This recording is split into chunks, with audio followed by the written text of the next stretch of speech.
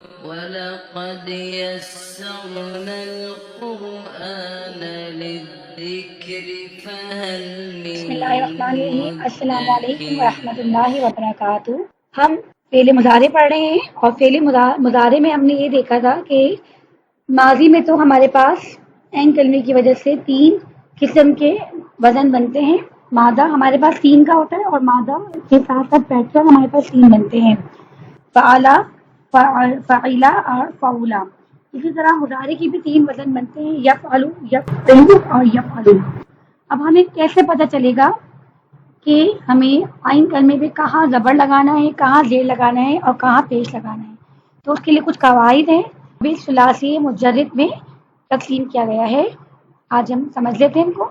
ماضی اور مضارع کی تینوں اوزان کا آپس میں کچھ ربط ہے۔ فعلا سے یفعلو اگر ہوتا تو کام آسان ہو جاتا، جیسے کہ ماضی کی 3 ہمارے پاس پیٹرن ہے، جس میں ایک میں عین کلمے پہ زبر ہے، ایک پہ زیر ہے، ایک پہ پیش ہے۔ تو اگر زبر والا زبر سے مل جاتا تو بہت آسان ہو جاتا، زیر والا زیر سے مل جاتا، پیش والا پیش سے مل جاتا، لیکن اس طرح نہیں ہے، تھوڑا سا مختلف ہے لیکن پھر بھی آسان ہے۔ اب ہمیں یہ یاد کرنا پڑے گا کہ ماضی کے اوپر عین پر کیا حرکت تھی اور مضارع کے اوپر عین پہ کیا حرکت تھی۔ اس حساب سے ہمارے پاس کئی قسم کے پیٹرنز بن جائیں گے۔ پہلا پیٹرن ہے فعولا یفعلو۔ یہ ماضی میں بھی عین کلمے پہ پیش ہے اور مضارع میں بھی عین کلمے پہ پیش ہے۔ یہ یاد کرنا سب سے آسان ہے کہ دونوں میں عین کلمے پہ پیش ہے، اور یہ 100% درست ہے، ایسے ہی آتا ہے۔ دوسری کنڈیشن ہے کہ عین کلمے پہ زیر ہے اور عین کلمے پہ مضارع پہ زبر آ جائے۔ یہ بھی پڑھا جا سکتا ہے، بولا جا سکتا ہے، یہ بھی ہمیں ملے گا۔ فعلا یفعلو، عین پہ زبر ہے۔ اہم بات یہ ہے کہ ماضی کے تینوں اوزان یوز ہوں گے: فعلا، فعلا اور فعلا۔ اب فعلا تو صرف یفعلو کے ساتھ ہی استعمال ہوتا ہے۔ اب فعلا کے چانسز ہے کہ وہ یفعلو کے ساتھ استعمال ہوتا ہے یا زیر والے کے ساتھ استعمال ہوتا ہے۔ تو فعلا عام طور پر یفعلو کے ساتھ استعمال ہو رہا ہے، زبر والے کے ساتھ استعمال ہو رہا ہے۔ اور فعلا جو ہے ہمارے پاس یہ سب سے زیادہ استعمال ہوتا ہے، اور فعلا مضارع کی تینوں اوزان کے ساتھ استعمال ہو سکتا ہے، یعنی کہ فعلا کے ساتھ یفعلو بھی آ سکتا ہے، فعلا کے ساتھ یفعلو بھی آ سکتا ہے، اور فعلا کے ساتھ یفعلو بھی آ سکتا ہے۔ ٹھیک ہے۔ اچھا، یاد رکھنے والی بات کیا ہے؟ فعلا ہے، فعلا کے ساتھ یفعلو زیادہ تر عین کلمے پہ زبر ہوتا ہے، یعنی ماضی میں اگر عین کلمے پہ زیر ہو تو زیر والے افعال کے ساتھ ماضی کے زبر کے آتے ہیں۔ اس طرح ہمارے پاس اس کا تو ایک ہی کنڈیشن ہو گئی، پیش والا تو صرف ایک ہی کنڈیشن ہوتا ہے۔ اس طرح اگر ہم دیکھیں تو ابواب ثلاثی مجرد 6 گروپس میں ہم تقسیم کر سکتے ہیں۔ پہلے جو 3 گروپس ہیں ان میں عین کلمے پہ زبر ہے: فعلا یفعلو، فعلا یفعلو، فعلا یفعلو۔ مینس کہ فعلا یعنی زبر والے کو ہم نے ایک دفعہ زبر والے کے ساتھ لکھا، جس میں ماضی میں بھی زبر ہے، مضارع میں بھی زبر ہے۔ مثال ہے فتح یفتح، اس فعل کی مثال پہ ہم نے اس کا با بھی رکھ دیا ہے تاکہ لٹریچر میں اس کو پڑھنا آسان ہو۔ اب جو ہمارے پاس افعال ہیں جو اس پیٹرن پہ آتے ہیں اس کو ہم فا سے شو کریں گے، ان کے آگے فا لگا دیں گے۔ مینس کہ کچھ افعال ہیں جو فتح یفتح کی طرح آتے ہیں، مینس کہ ان کے عین کلمے پہ دونوں صورتوں میں، ماضی اور مضارع دونوں صورتوں میں زبر ہی رہے گا۔ فا لگانے کا مقصد یہ ہے کہ ہم یہ یاد کر لیں گے کہ یہ فتح یفتح پر آئے ہیں۔ دوسری صورت کیا ہے؟ فعلا یفعلو میں ماضی پہ زبر ہے اور مضارع پہ زیر ہے۔ ضربا یضربو، یہ بھی بہت زیادہ استعمال ہونے والے افعال ہیں، اور اس کو دعات سے شو کیا گیا ہے۔ دعات اس کی علامت ہے، جن افعال کے آگے دعات لگا ہوا ہوگا ہم انہیں یاد کریں گے ضربا یضربو، ضربا یضربو، ضربا یضربو سے۔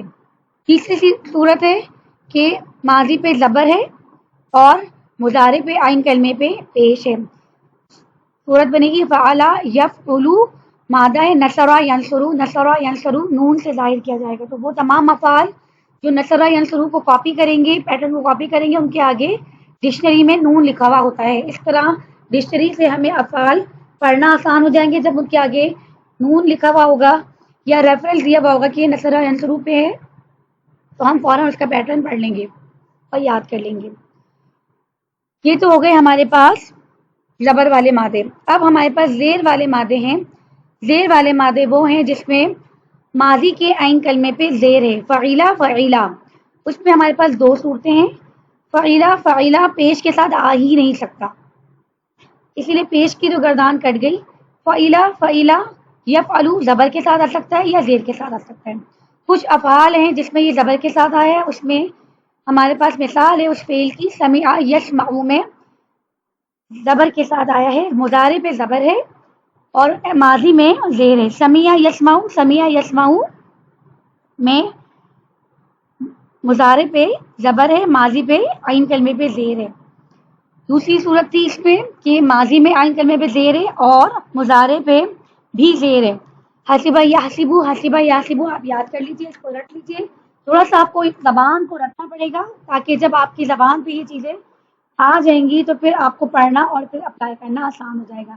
حسبہ یحسبو گردان کے کیس میں بھی آپ نے یہ کرنا ہے کہ اورل پریکٹس کرنی ہے. جب آپ اورل پریکٹس کریں گے تو پھر آپ اس صیغے کو پہچانیں گے. جیسے ہی آپ پڑھیں گے آپ کو کلک ہو جائے گا کہ یہ والا صیغہ تھا، یہ اس جگہ آیا تھا اور اس جگہ سے آپ اس کا ترجمہ صحیح کریں گے انشاءاللہ تعالی. حسبہ یحسبو ہا سے شروع کیا جاتا ہے، اس کی علامت ہا ہے. آخری ہمارے پاس صورت ہے کہ عین کلمے پہ پیش ہے تو پھر مضارع پہ پیش ہی ہوگا. یہ بہت آسان ہے یاد کرنا کہ اگر مضارع پہ پیش آ گیا ہے تو لازمی ماضی پہ پیش آ گیا ہے تو پھر لازمی مضارع پہ بھی پیش آئے گا.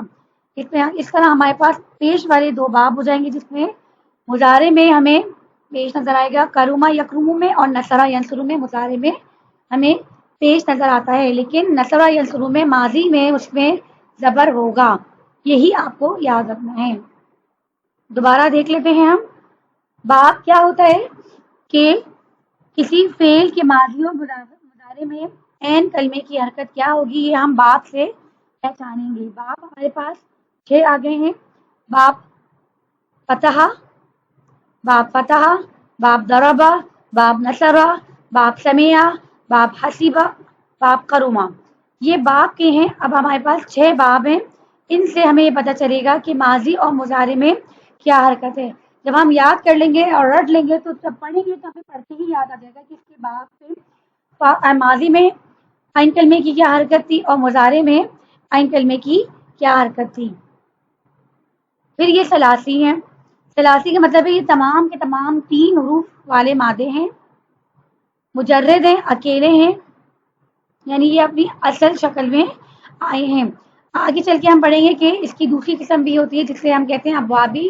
ثلاثی مزید فی، مجرد ایک قسم ہے اور اس کی دوسری قسم ہے مزید فی. مزید فی کا مطلب ہے کہ مادے میں مزید کچھ افعال کا کچھ حروف کا اضافہ کر دیا جاتا ہے اور وہ حروف بھی کانسٹنٹ ہوتے ہیں، اسی لیے ان کو پھر مزید فی کہتے ہیں.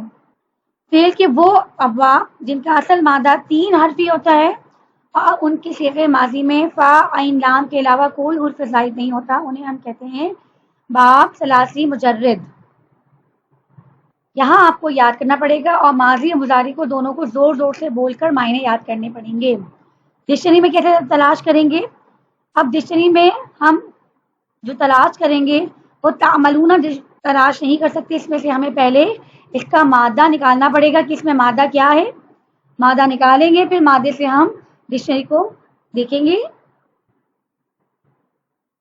اب کچھ ابواب کی کچھ خصوصیات ہیں جو اس پرٹیکولر باب میں آئی ہیں. یہاں پہ میں نے بہت کوشش کی کہ عین کی حرکت صحیح کر دوں. یہاں زبر جو ہے وہ آگے شفٹ ہو گیا ہے.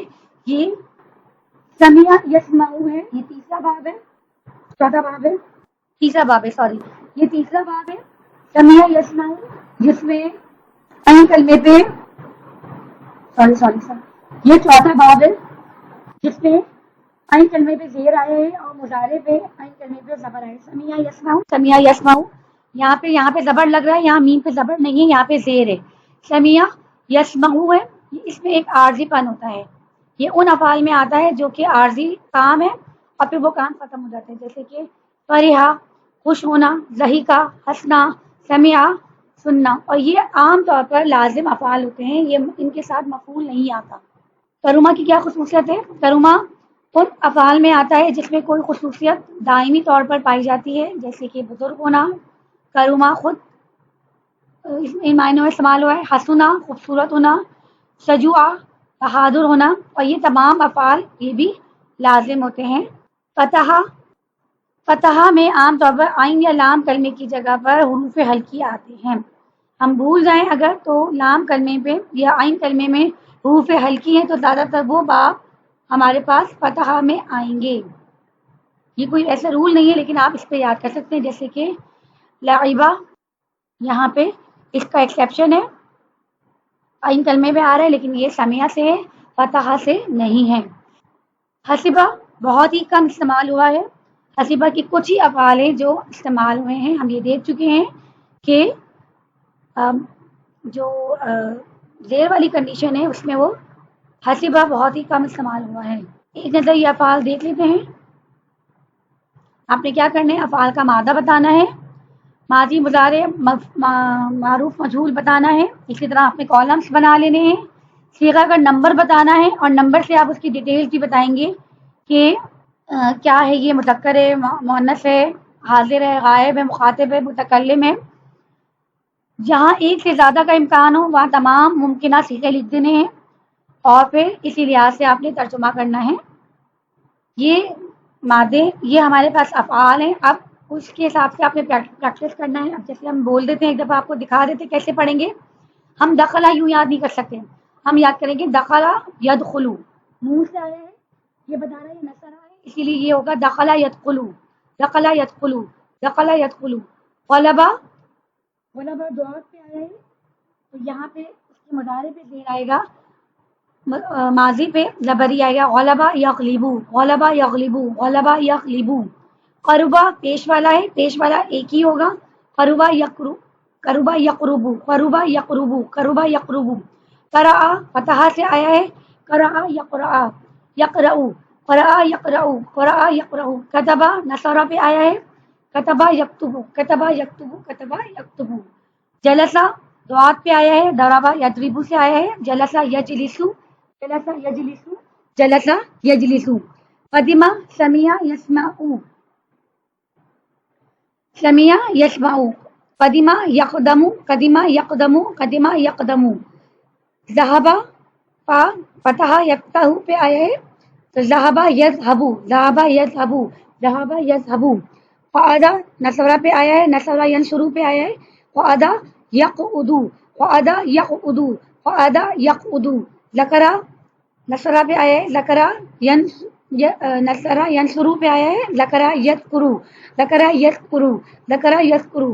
حمیدہ سمیع پہ آیا ہے، سمیع یسمعو، حمیدہ یحمدو، حمیدہ یحمدو، حمیدہ یحمدو۔